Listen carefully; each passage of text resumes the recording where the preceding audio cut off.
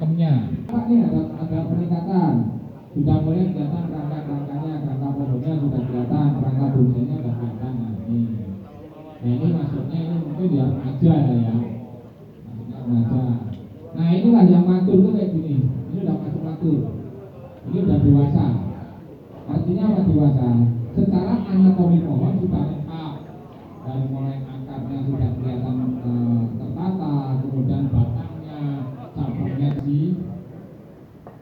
seperti yang saya bilang tadi, bonsai itu walaupun berumur panjang, ya berumur panjang, suatu masa, suatu saat itu karena kondisi yang sudah tua, ya kan, sudah tua, kemudian juga mungkin kondisi alam, itu suatu ketika mengalami kemarau itu tanpa kita tahu penyebabnya, tiba-tiba ada cabang, salah satu cabangnya yang mengering. Nah, otomatis dengan terjadinya seperti itu ada perubahan. Jadi bonsai yang awalnya kita lihat cara pandang dari satu sisi bagus, nah karena salah satu cabangnya mati, nah otomatis harus kita rubah tuh. Kita cari angle yang paling bagus lagi, sudut yang paling bagus lagi, itu namanya transformasi. Pohonnya sama, cuma nanti geraknya bisa beda karena ada salah satu komponen atau anatomi pohon itu ada yang mati. Nah kita rubah, itu namanya transformasi. Ya itu biasanya pohon-pohon yang memang sudah tua lah. Ada pertanyaan sampai di sini? Biar belum lanjut, kita jangan apa-apa.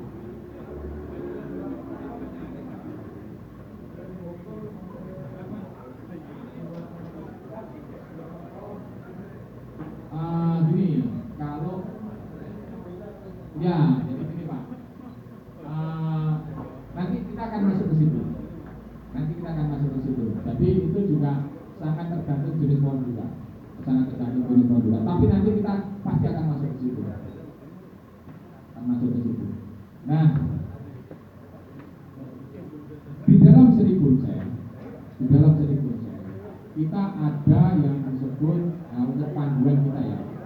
Ada yang disebut 5 gaya dasar bonsai. Dibuka. Nah, sekarang kita udah masuk materi ini.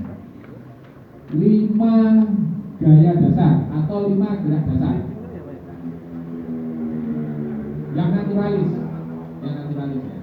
Yang naturalis dulu. Dari mulai ada 5 gaya besar. Ya. Jadi bonsai dalam hal apa itu gaya-gaya itu terbagi menjadi 2 lagi, yaitu formal dan kontemporer lah. Terus sekarang ya kontemporer. Formal nanti turunannya ini. Nah, kontemporer nanti ada lagi. Ada bonsai formal, ada bonsai kontemporer atau informal lah ya. Nah coba dilihat yang gaya naturalis. Naturalis itu termasuk bonsai kategori formal. Naturalis. Ada 5 gaya dasar. Tolong dipahami itu 5 gaya dasar. 5 gaya dasar bonsai. Yang pertama gaya tegak. Naturalis ya. Gaya tegak. Bisa dilihat ya, gaya tegak ya. Kemudian gaya miring ya, miring. Nah itu dipahami tuh, betul itu. Kemudian gaya meliuk ya, gaya meliuk. Kemudian yang keempat rebah ya, rebah. Yang terakhir terjun. Nah itu rata-rata di saat ini bonsai tidak bisa lepas dari itu. Umumnya saat ini tidak lepas dari itu untuk gaya-gaya formal naturalis ya, naturalis. Tidak lepas dari, coba dilihat dari sini. Rata-rata itu semua masuk 5 gaya dasar itu.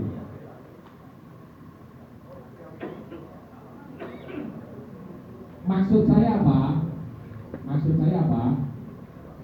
Jadi kalau teman-teman sudah menguasai ini semua, itu bisa menjadi guidance atau menjadi petunjuk. Kalau membuat bonsai, jangan jauh-jauh dari itu. Ini dulu dipahami, penting itu. Ini dulu dipahami, jangan berimprovisasi yang lainnya dulu. 5 gaya dasar dipahami dulu. Karena semua unsur-unsur bonsai itu ada di 5 gaya dasar ini. Ya, saya tekankan sekali lagi. Apa yang ada di semua unsur-unsur bonsai itu ada di 5 gaya dasar ini. Makanya ini harus dipahami betul. Ya, harus dipahami betul. Kemudian dari aliran naturalis ini kan, naturalis itu aliran yaitu yang formal, kemudian turunannya ke aliran naturalis, diturunkan lagi menjadi 5 gaya dasar. Itu masih terbagi lagi, yaitu naturalis dan naturalis dogmatis. Ada naturalis dogmatis? Ya, naturalis dogmatis ada ya. Nah, coba diterjemahkan. Bedanya naturalis dengan naturalis dogmatis di mana? Coba. Ayo sambil kita. Bedanya naturalis dengan naturalis dogmatis apa? Itu kan ada definisinya tuh. Naturalis begini-begini, naturalis dogmatis begini-begini. Kira-kira apa bedanya? Ada di mana bedanya antara naturalis dengan naturalis dogmatis?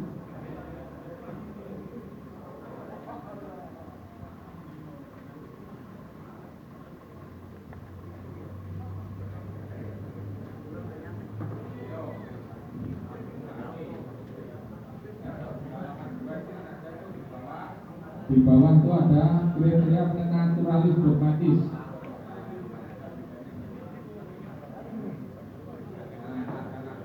Ada naturalis dogmatis.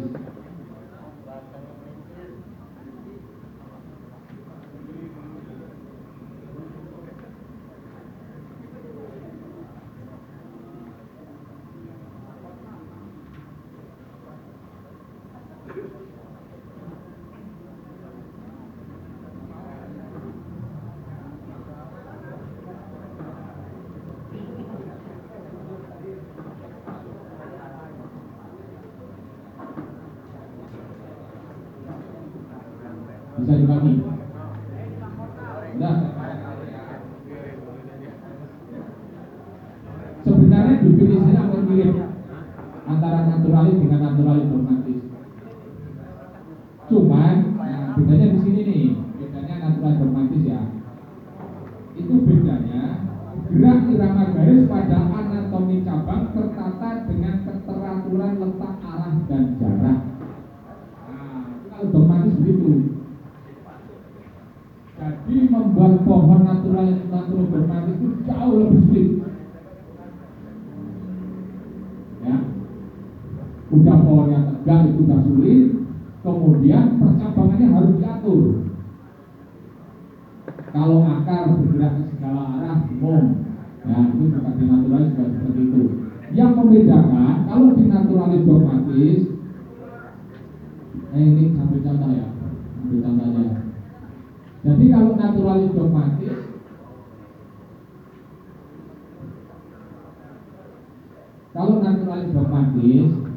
itu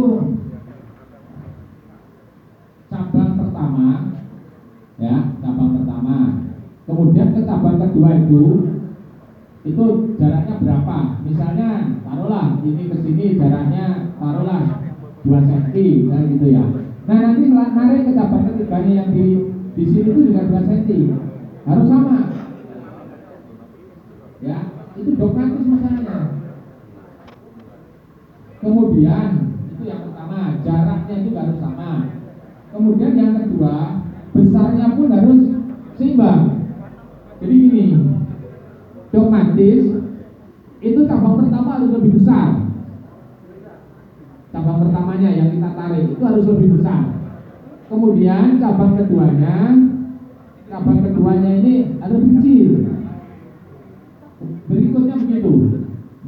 Nah, jadi semakin ke atas itu cabangnya semakin mengecil. Itu aliran naturalis dogmatis. Jadi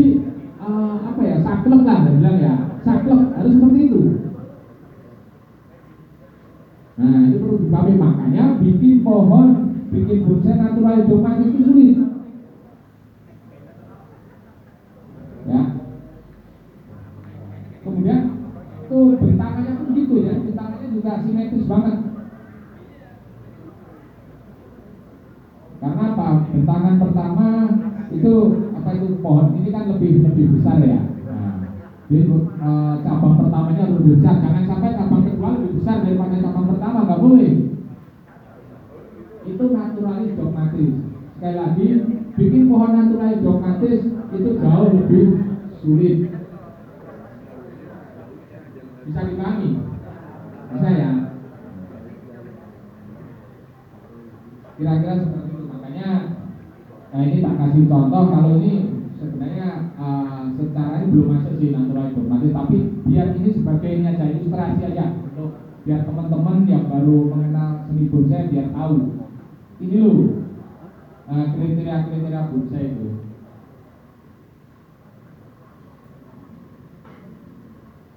Kalau aliran naturalis yang kita bikin pohon naturalis biasa, bukan yang dogmatis, kita bisa percabangannya bisa kita mainkan. Nah ini, itu mas.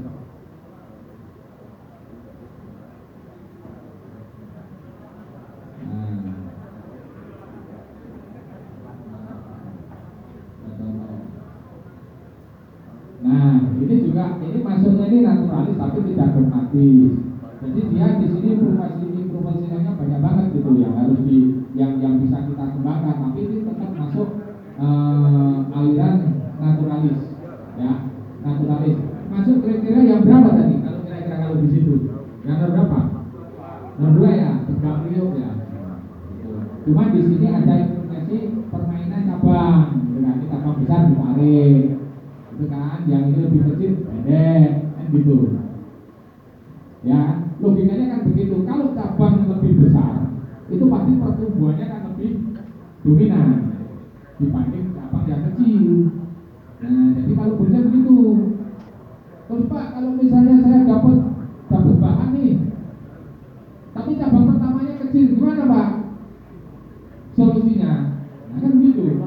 Tuh mana nih cabang pertamanya kecil, yang keduanya udah bendol begini. Nah saya gitu kan, apakah dibuang? Kan enggak kan?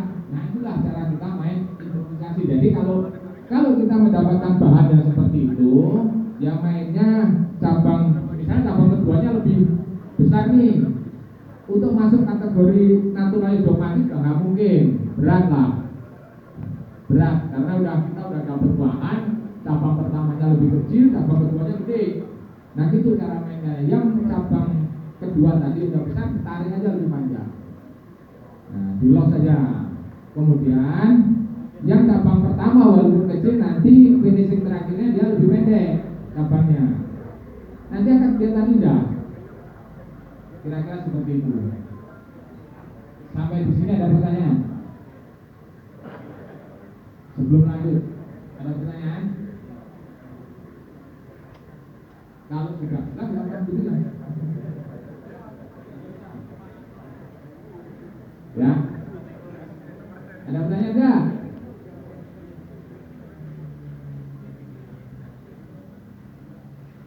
Sampai jam berapa? Sebelum lagi, oke. Jadi sesi ini saya selesaikan sampai aliran naturalis. Ya, ada naturalis, termasuk naturalis dogmatis melingkupi ya 5 gaya dasar. 5 gaya dasar. Kemudian berlanjut ke tadi yang beliau sudah ada contohnya, yang tegak sudah. Kemudian apa lagi ya? Yang miring ada contohnya ya mas? Miring mana itu tegak tuh, itu tegak. Ini yang setengah, ini yang beliau. Kemudian ya, ini bisa ya, slanting. Ini contohnya ya, yang gaya slanting lah, miring ya. Tuh contohnya, bisa komplit lah. Bisa bonsai itu apa aja ada. Contoh-contoh pohonnya ada. Ini yang ketiga ya, yang Yang beliau berapa yang beliau? Nah ini yang miring. Nah berapa? Nah ini contohnya. Ini contohnya. Nah, ini kalau ini masuknya sebenarnya ini Maxtel ini, ada naiknya, ada turunnya. Belum, kita belum nyampe ke situ. Kalau namanya gaya rebah, jangan dipikirkan ini ya. Nah, ini ada yang naik ini sebenarnya ada Maxtel, bukan gaya campuran. Ini kalau Maxtel itu cuma sampai sebatas ini aja. Ya, itu apa itu gaya rebah. Lurus. Jadi kalau gaya rebah ini rumusnya gaya rebah, misalnya ini pot ya, ini potnya segini. Kemudian kita bikin gaya rebah. Itu bentangan percabangannya itu tidak boleh melebihi pot ini. Maksimal sampai segini lah. Jajan. Itu gaya rebah. Semi gasket. Nah, semi gasket. Itu bahasanya ini. Jadi kalau kita menampilkan cukup ditaruh di meja aja nggak mentok gitu loh. Karena ini masih jajan. Itu namanya gaya rebah. Beda dengan gaya terjun. Menggantung. Nah, gaya menggantung. Namanya juga menggantung kan. Nah, kalau menggantung biasanya memang potnya ini panjang, kemudian ini menggantung ke sini. Nah, kira-kira seperti itu. Jadi sekali lagi saya tekankan ke teman-teman untuk betul-betul dipahami 5 gaya dasar itu.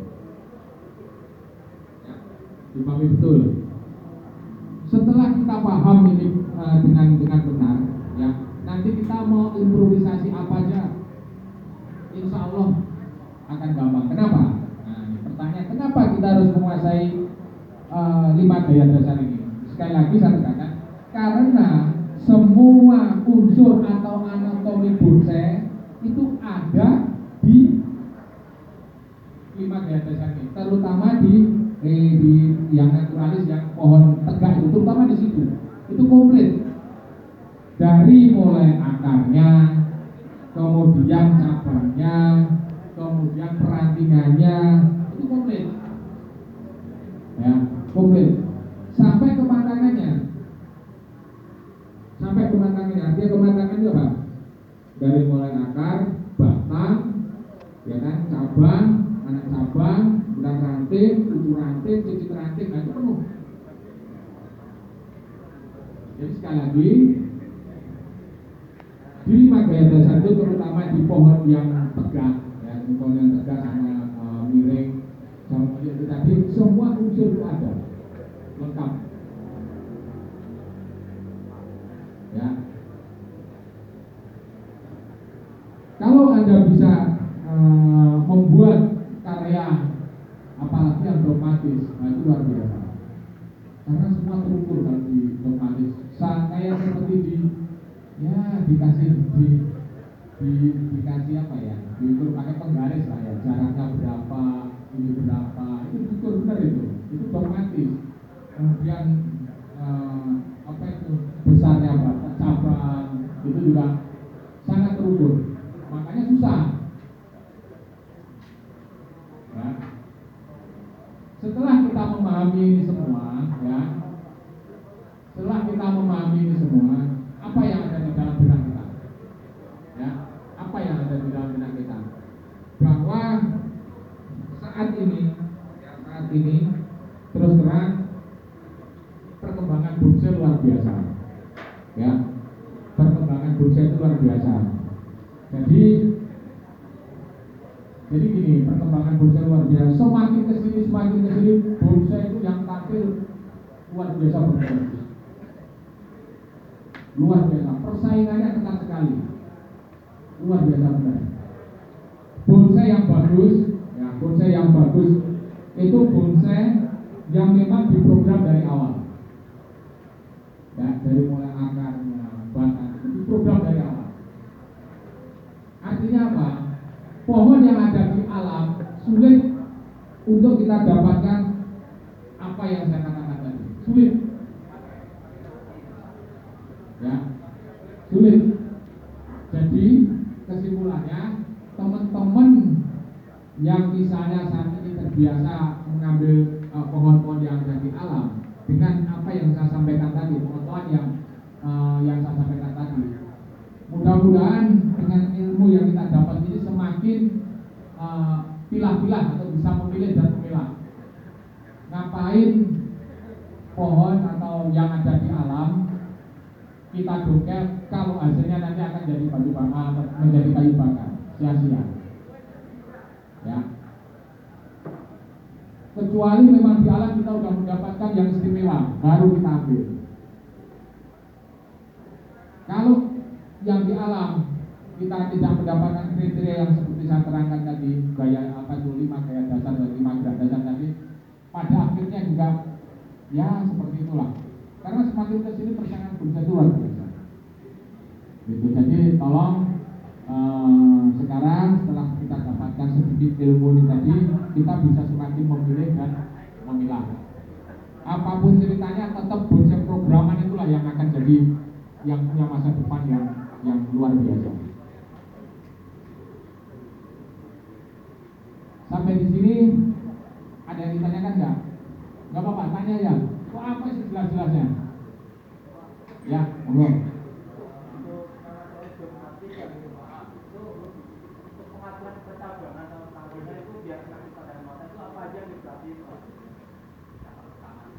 Yang jelas kalau naturalis dogmatis itu yang saya katakan tadi lebih biar enak dipandang ya. Pertama, cabang pertamanya jelas.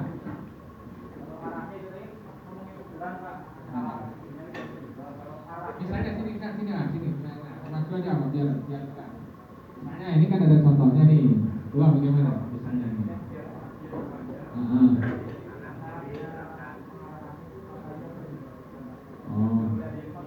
Oh iya, betul. Ya, yang jelas memang bersilangan itu pasti mengurangi pandangan. Kemudian juga backgroundnya juga harus lengkap, ya kan? Itu setiap mana kan ada backgroundnya tuh. Nah, ini dikasih background, kemudian di sini juga ada backgroundnya, gitu kan? Nah, kalau dari depan memang gini, ibarat kata nih, naturalis dogmatis itu kalau kita ibarat kita foto itu. Foto yang ada di KTP lah, foto yang ada di rapot lah, gitu loh, bagus banget itu. Ibarat kita manusia lagi foto yang di KTP.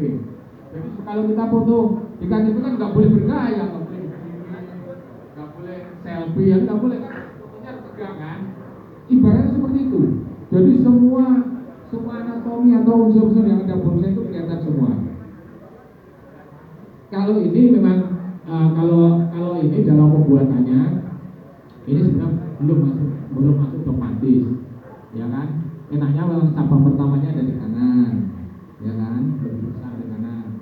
Kemudian dari sini kan dipecah nih, potong dipecah. Kemudian kedua di sini ditarik kan. Kemudian dipecah, dipotong, pecah lagi. Itulah kira-kira sampai ke atas, ya, sampai ke atas 7 lah, ya kan? 3 apa itu kanan, 3 di kanan, 3 di kiri, 1 ke atas. Jadi 7 totalnya.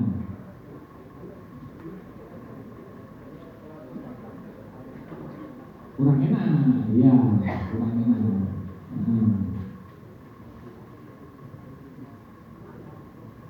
Ya. Ada yang perlu ditanyakan lagi? Ya.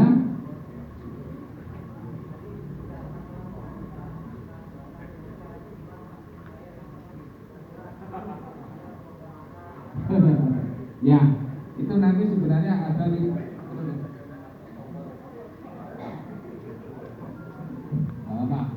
itu sebenarnya gini mas,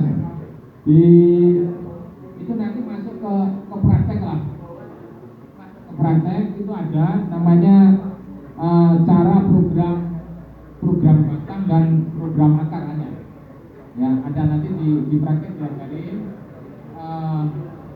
Tapi secara umum dasar begini, masing-masing pohon itu beda-beda ininya ya, cara program akarnya. Ada yang program akarnya tetap di pot, ada yang memprogram akarnya itu ini ditarik keluar ada.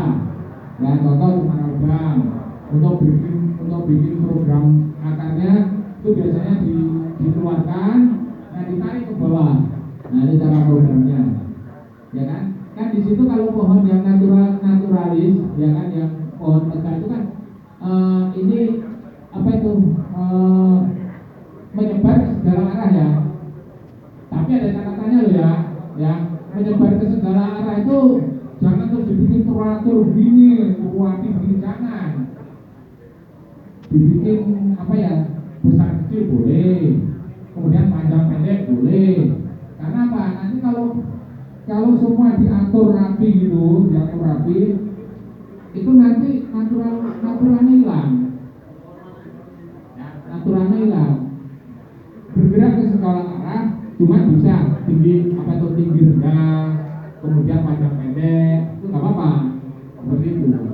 Nah sementara kalau program makan rata-rata seperti itu, ya untuk jenis-jenis benih atau fitus ya itu kebanyakan ditarik, kemudian juga ditarik, itu.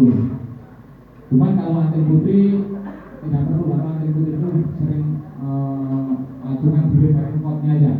Ya kan, dikasih agak luas sapotnya bisa karena ditarik aja. Ini kalau nanti putih nggak apa-apa seperti itu ya. Nanti kalau di pas sesi praktek ada ya.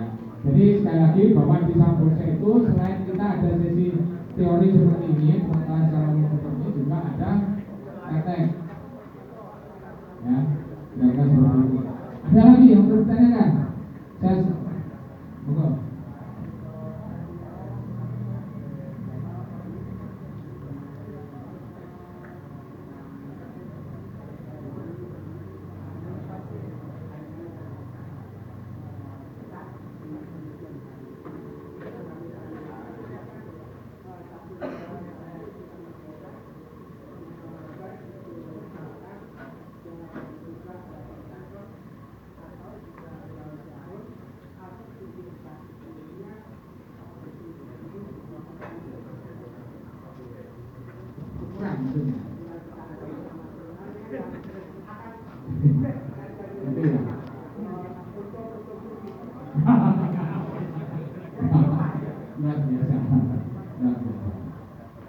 Ini sebenarnya tidak ada bakunya kan.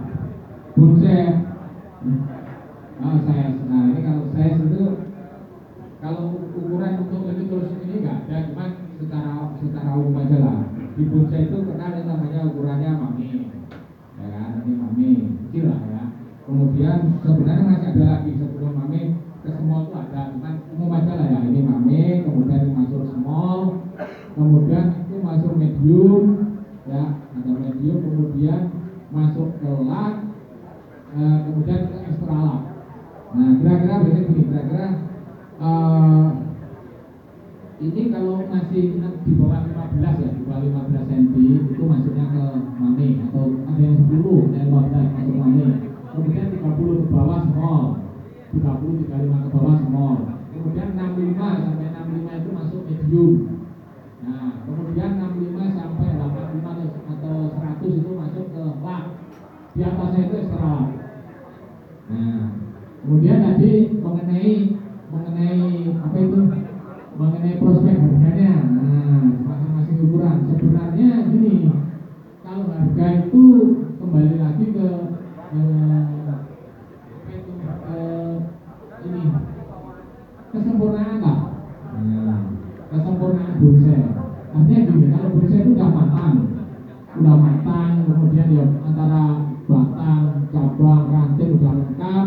Kemudian kalau kita konteskan juga pasti selalu berprestasi, itu udah pasti ini mengikuti lah, gitu ya, mengikuti.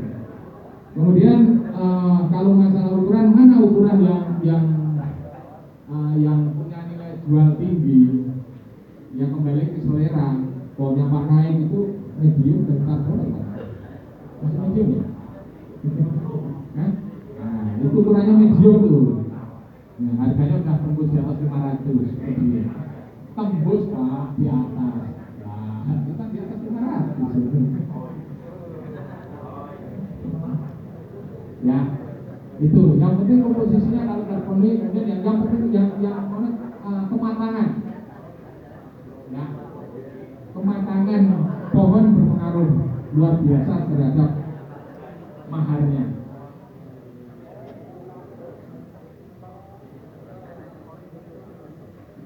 Jadi ukuran berpengaruh pasti lah, ukuran berpengaruh. Cuma kematangan konsep itu jauh lebih berpengaruh. Kecil pun tidak ada yang mahal kalau mau beli matang banget. Gitu.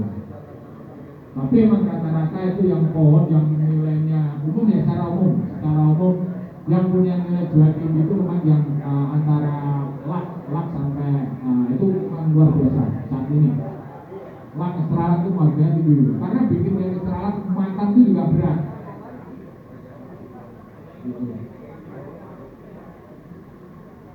Ada lagi yang perlu ditanyakan, jangan malu-malu karena saya tidak akan mengulangi lagi nih. Monggo.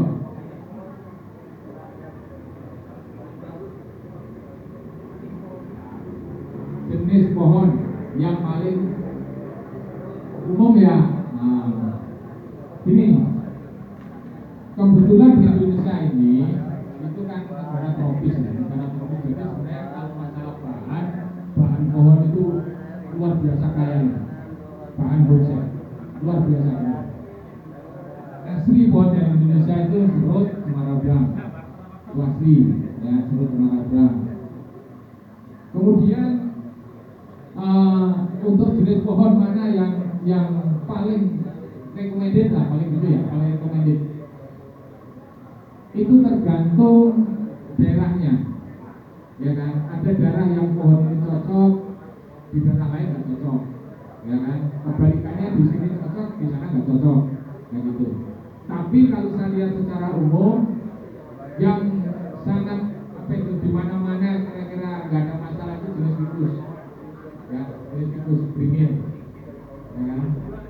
Jenis ficus bisa beringin timang, elegan, lipin, nah itu jenis-jenis yang tahan di mana saja cocok. Kemudian asam juga cocok ya, asam di mana kayaknya cocok asam. Itu. Kemudian juga beringin ini juga cocok. Saya lihat cocok di mana banyak cocok. Nah kalau cemara udang itu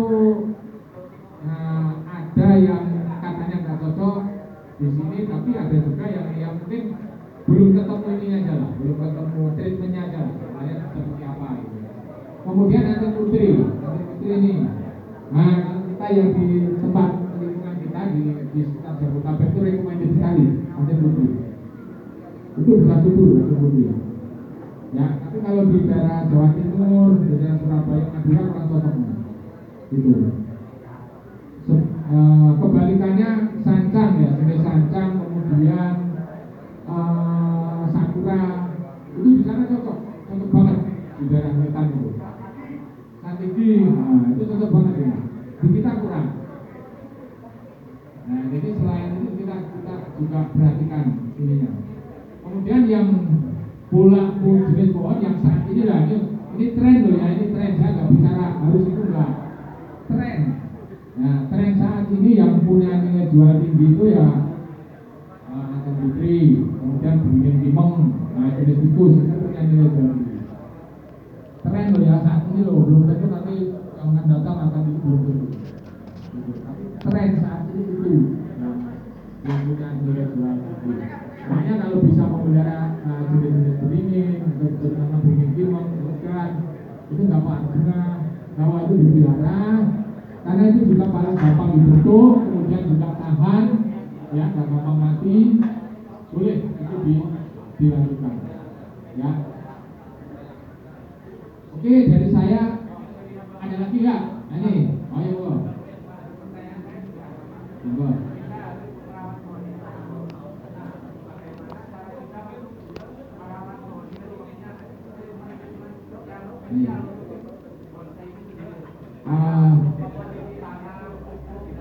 Ini ya, itu nanti udah masuk ke ini ke praktek, ya. Nah, ini saya kan teori dasarnya. Nanti di praktek kita akan dilakukan vakum setelah kita lihat. Nanti bolehlah di situ tanya ini bagaimana narik akarnya, bagaimana menyuburkannya, bagaimana ngatingnya, tanya di sana, ya. Jadi dari saya kalau sudah tidak ada yang kaitannya dengan teknis nanti di praktek ya. Nah. sesi kali ini untuk materi pengenalan dosen pada tingkat dasar dari saya satu sekian. Jangan lupa nanti kalau folder selanjutnya datang lagi, saya akan melanjutkan materi berikutnya ya, karena ini dibatasi tidak, karena masih banyak agenda-agenda yang lain itu banyak banget yang ada favoritan dan macam-macam, ada dosen macam-macam. Terima kasih atas atensinya, kurang lebihnya.